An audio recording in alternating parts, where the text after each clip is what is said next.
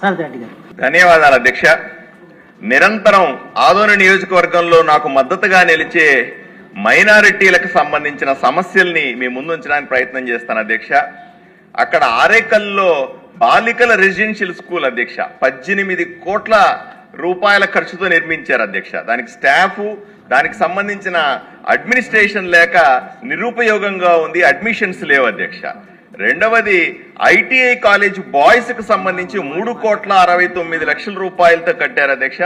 దాంట్లో కూడా ఈ రోజు అడ్మిషన్స్ లేకుండా నిరుపయోగంగా ప్రజలకు ఉపయోగపడకుండా ఉంది అధ్యక్ష.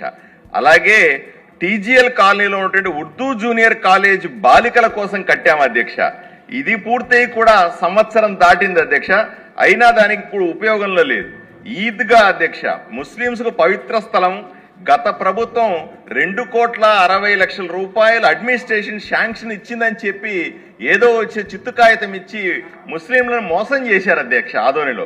దీనికి తప్పనిసరిగా మన మంత్రి గారిని కూడా అడిగాను అధ్యక్ష.